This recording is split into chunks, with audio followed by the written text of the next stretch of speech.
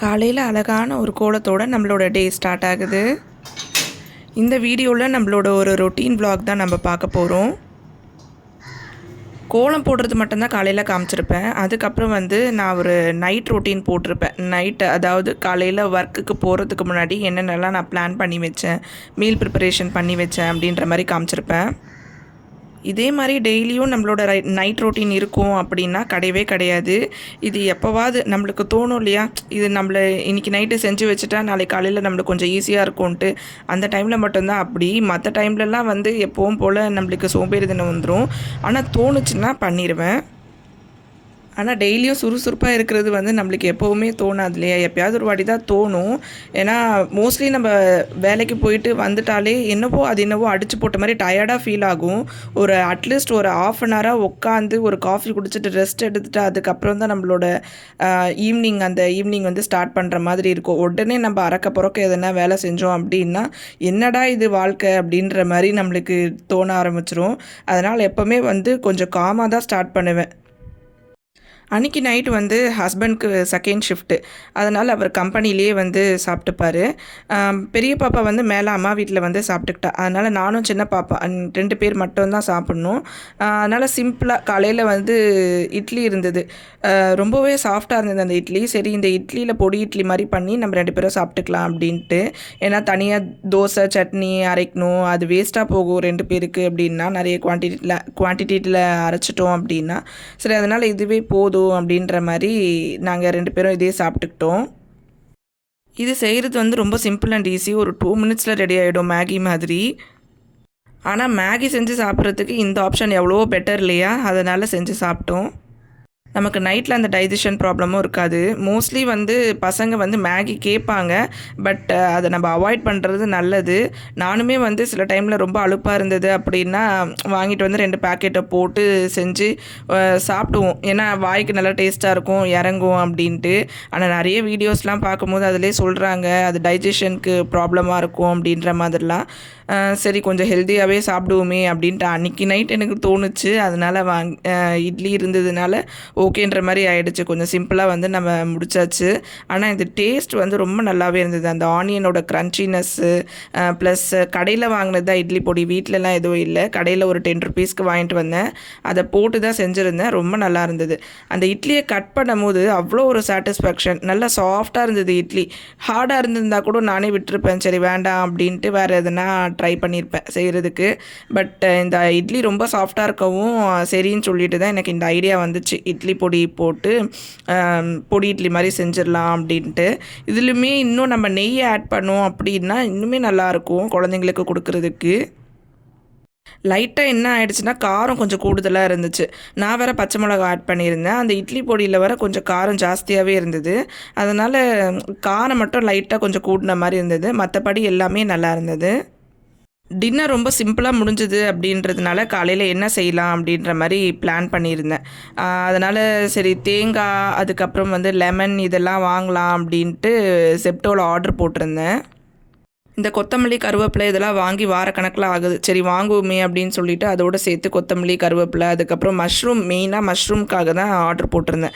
இந்த oyster mushroom இதுதான் நான் ஃபர்ஸ்ட் டைம் செய்கிறது. இதுக்கு முன்னாடி நான் செஞ்சது கிடையாது. நம்ம பட்டன் மஷ்ரூம் இருக்கு இல்லையா, அதை தான் செஞ்சுருக்கேன், இது செஞ்சது இல்லை. சரி, ஃபஸ்ட் டைம் வாங்கியிருக்கேன், ட்ரை பண்ணுவோம் எப்படி இருக்குது அப்படின்னு சொல்லிட்டு.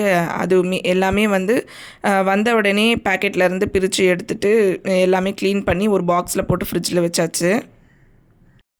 எனக்கு இந்த கருவேப்பிலை கொத்தமல்லி கீரை இதெல்லாம் வாங்குறதுல ப்ராப்ளம் கிடையாது. ஆனால் அதை க்ளீன் பண்ணி வைக்கணும், அதுக்கு ஒரு ½ அன் ஹவர் ஆகும்னு நினைக்கும் போது தான் நம்மளுக்கு வாங்குறதுக்கே தோணாது. அடப்போ இதுக்கு யாரும் ஒரு ½ அன் ஹவர் ஸ்பெண்ட் பண்ணுவா அப்படின்ற மாதிரி. ஆனால் இது நம்ம ப்ரொடக்டிவாக செய்யணும் அப்படின்னு நினச்சோன்னா வாங்கி கடகடன்னு எல்லாத்தையும் க்ளீன் பண்ணி செஞ்சிடலாம். நான் சில டைமில் சோம்பேறித்தனப்பட்டுட்டு வாங்குறதில்ல. எனக்கும் இந்த மாதிரி ப்ரொடெக்டிவாக இருக்கிறது ரொம்பவே பிடிக்கும். ஏன்னா ரொம்ப பிளான்டாக இருந்தோம் அப்படின்னா நம்மளோட வேலையெல்லாம் சீக்கிரமாக முடிச்சுட்டு சீக்கிரமாக வேலை கிளம்பலாம். ஆனால் என்னன்னே தெரியறதில்ல, சம்டைம்ஸ் நம்மளுக்கு வேலை எப்படி இருக்குமோ அதை பொறுத்து இருக்குது. நம்ம ஆஃபீஸில் ஒர்க் லோட் ஜாஸ்தியாக இருந்தது, ப்ரெஷர் ஜாஸ்தியாக இருந்தது அப்படின்னா நம்ம வீட்டில் ரெஸ்ட் எடுக்கிறதுக்கு தான் மோஸ்ட்லி ட்ரை பண்ணுவோம் இல்லையா. ஆனால் என்னன்னே தெரியாது, நான் வீட்டில் வந்து லீவ் போட்டுட்டு சரி கொஞ்ச நேரம் நம்ம தூங்கி ரெஸ்ட் எடுப்போம் அப்படின்னு நினைப்போம். ஆனால் அந்த தூக்கம் வரவே வராது. இதுவே நம்ம ஆஃபீஸில் போய் உட்காந்துட்டு சிஸ்டம் முன்னாடி பார்த்துக்கிட்டே இருந்தோம் அப்படின்னா அது இப்படி தான் வேலையே இருந்தாலும் ஆட்டோமேட்டிக்காக நம்மளுக்கு அது தூக்கம் வருது. அது ஏனே தெரியல, எப்படி அந்த தூக்கம் வருதுன்னு கூட தெரியல. அப்பா இதுக்காகவே ஒரு நாள் லீவ் போட்டுட்டு நம்ம தூங்கணும்டா அப்படின்னு நினைப்பேன். ஆனால் வீட்டில் வந்துட்டு அந்த நானே சிஎல் எடுத்துகிட்டு வாலண்டியராக தூங்கணும்னு நினச்சா கூட தூக்கமே சுத்தமாக வரமாட்டேனுது.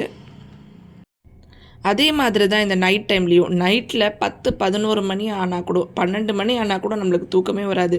ஆனால் காலையில் பாருங்கள், விடிய விடிய நம்மளுக்கு அப்படியே அப்படி தூக்கம் சொக்கும். இன்னும் கொஞ்ச நேரம் தூங்கலாமா அப்படின்ற போல இருக்கும். டைம் ஏன் இவ்வளோ ஃபாஸ்ட்டாக போகுதுன்ற மாதிரியும் இருக்கும். ஆனால் நைட் டைமில் வந்து 12-1 மணி ஆனால் கூட சம்டைம்ஸ் தூக்கமே வராது. ஏன் அப்படின்னே தெரியல. நம்ம பாடி வந்து அந்த மாதிரி பழகிடுச்சா, இல்லை நம்ம அந்த மாதிரி பழகிட்டோமா, இந்த ஸ்க்ரீன் டைம் ஜாஸ்தி ஆகிடுச்சா, ஃபோன் பார்த்து அப்படின்ட்டு என்னன்னே புரிய மாட்டேங்குது. நானும் நிறைய யோசிப்பேன். இது நைட் டைமில் வந்து நம்ம சீக்கிரமாக தூங்கிடணும், காலையில் வந்து சீக்கிரமாக எழுந்துச்சி எல்லா வேலையும் முடிச்சுட்டு டைமுக்கு போயிடணும் அப்படின்ட்டு. ஆனால் வந்து இது எப்போவுமே நடக்குமானா நடக்கவே நடக்காது. ஒரு 1 வீக் வந்து அந்த மாதிரி நான் ட்ரை பண்ணேன் அப்படின்னா அடுத்த வீக் அதுக்கு ஆப்போசிட்டாக அப்படியே இருக்கும். டோட்டலாக நம்மளுக்கு என்னன்னே தெரியாது, டவுன் ஆகிடுவோம். எப்போவும் நம்ம ஒரே மாதிரி இருக்க மாட்டோம் இல்லையா. அப்ஸ் அண்ட் டவுன்ஸ், நம்ம மைண்ட் வந்து சேஞ்ச் ஆகிட்டே தானே இருக்கும், ஒரே மாதிரி எப்போவுமே இருக்காது. அன்றைக்கி வந்து நான் பீட்ரூட் கேரட் ஜூஸ்க்கு வந்து பிளான் பண்ணியிருந்தேன். அதனால் நைட்டே வந்து பாதாம் அப்புறம் சியா சீட் இது எல்லாமே ஊற வச்சுருந்தேன். சரின்னு சொல்லிட்டு வீட்டில் பீட்ரூட் கேரட்லாம் இருக்கே, ஜூஸ் போடுவோம் அப்படின்ட்டு காலையில் அதுக்கான ப்ரிப்பரேஷன்லாம் பண்ணியிருந்தேன். இது கூட வந்து நம்ம தேங்காய் பால் ஆட் பண்ணுவோம் அப்படின்னா இன்னுமே நல்லாயிருக்கும், டேஸ்ட்டுமே நல்லாயிருக்கும். நாட்டு சக்கரை, தேங்காய் பால், பீட்ரூட் கேரட் ஜூஸு, தேங்காய் வந்து அது கூடயே சேர்த்து நம்ம அரைச்சிடணும். அதோட பாதாம் பிசின், அதுக்கப்புறம் இது வந்து நான் முந்திரி வந்து கொஞ்சம் ஆட் பண்ணியிருக்கேன். டேஸ்ட் வந்து நல்லாவே இருக்கும், குடிக்கலாம். எல்லாருமே வீட்டில் இருக்கிறவங்க எல்லாருமே இதை வந்து குடிக்கலாம், ரொம்ப ஹெல்த்தியும் கூட. இந்த பீட்ரூட் கேரட் ஜூஸ் வந்து வீக்லி ட்வைஸ் நம்மளால் எடுத்துக்க முடியல அப்படின்னாலும் வீக்லி ஒன்ஸாவது எடுத்துக்கலாம். எங்கள் வீட்டில் வந்து நான்வெஜ் சாப்பிடாத ஆள் வந்து என்னோடய பெரிய பொண்ணு, அவளுக்கு வந்து இந்த மாதிரி கொடுத்து பழக்கம் பண்ணுவேன். இதிலே வந்து அந்த பாதாம் பிசின் அதுக்கப்புறம் அந்த சியா சீட்லாம் போட்டால் அவளுக்கு பிடிக்காது.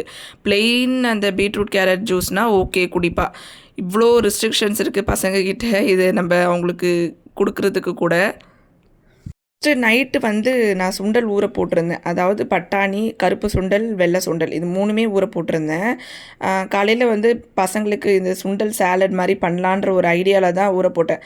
ஆனால் எல்லாமே மாறி போச்சு. காலையில் மஷ்ரூம் குழம்பு வச்சுட்டு சுண்டல் சாலட் பண்ணிவிட்டு பீட்ரூட் ஜூஸ் போடலாம் அப்படின்ற பிளான் தான். ஆனால் டோட்டலாக எல்லாமே மாறிடுச்சு. என்ன தான் நம்ம அன்றைக்கி பக்காவாக பிளான் போட்டாலும் நம்ம எழுந்துக்கிற டைமுக்கு காலையில் அந்த டைமுக்கு ஏற்ற மாதிரி தான் நம்மளால் வந்து செய்ய முடியுது. அதனால் இந்த மஷ்ரூம் வந்து அப்படியே தொக்கு மாதிரி பண்ணிவிட்டு அதில் கொஞ்சம் சுண்டலும் போட்டுட்டேன். ஏன்னா கொஞ்சம் நிறைய இருந்த மாதிரி இருந்தது, அதனால் இதிலே கொஞ்சம் போட்டுட்டேன். சாலட் மாதிரி பண்ணலான்னு நினச்சேன், பட் டைம் இல்லை. அதனால் பசங்களுக்கு அப்படியே அவிச்ச சுண்டல் அப்படியே கொடுத்துட்டேன். இந்த மஷ்ரூம் வந்து நம்ம சிசர் வச்சோ இல்லை கத்தி வச்சோ கட் பண்ண வேண்டிய அவசியமே இல்லை. இப்படி பிச்சை அழகாக நூலாக வருது.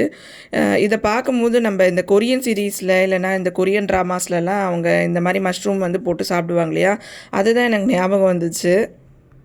இப்போ தான் ஃபஸ்ட் டைம் இந்த மஷ்ரூம் நான் சாப்பிட்றேன் கூட. இது வரைக்கும் நான் இந்த மஷ்ரூம் சாப்பிட்டது கிடையாது. அந்த பட்டன் மஷ்ரூம் தான் செய்வோம், வாங்குவோம், சாப்பிடுவோம். ஃபர்ஸ்ட் டைம் இதை வாங்கி செஞ்சு இப்போ தான் சாப்பிட்றோம். ஓகே, டேஸ்ட் வைஸ் நல்லா தான் இருக்குது, சாப்பிட்லாம். இந்த குழம்புல நான் வந்து இஞ்சி பூண்டு பேஸ்ட் இதெல்லாமே ஆட் பண்ணியிருந்தேன். ஸோ இந்த குழம்பு வந்து எனக்கு எது ஞாபகப்படுத்துச்சு அப்படின்னா, இந்த கொரியன் ஃபுட்லலாம் பார்த்தீங்க அப்படின்னா மேகியை வந்து ப்ளெயினாக வேக வச்சுட்டு அதுக்கப்புறம் அந்த குழம்போ ஏதோ ஒரு இது மாதிரி வச்சுருப்பாங்க. அந்த கிரேவியில் நல்லா டிப் பண்ணி சாப்பிடுவாங்க இல்லையா. ஸோ அந்த மாதிரி தான் எனக்கும் தோணுச்சு. இது நம்ம ஒரு நூடுல்ஸ் மட்டும் வச்சுருந்தோம் அப்படின்னா இதில் டிப் பண்ணி சாப்பிட்ருக்கலாம் அப்படின்ற மாதிரி. டேஸ்ட் வைஸ் ஓகே, நல்லா தான் இருந்தது. இந்த கிச்சனில் நின்றுக்கிட்டே எல்லா வேலையும் முடிச்சிட்டோன்னா கடகடன்னு முடிச்சிருவோம். நம்ம காய்கறி கட் பண்ணுறதுக்கு ஒரு இடம், இல்லை கிச்சனில் வந்து சாப்பாடு செய்கிறதுக்கு ஒரு இடம் அப்படின்னா தான் நம்மளுக்கு லேட் ஆகும். ஸோ நின்றுமா கிச்சனில் அந்த வேலையெல்லாம் அப்படியே டக்கு டக்குன்னு முடிச்சுட்டு வந்துடணும்.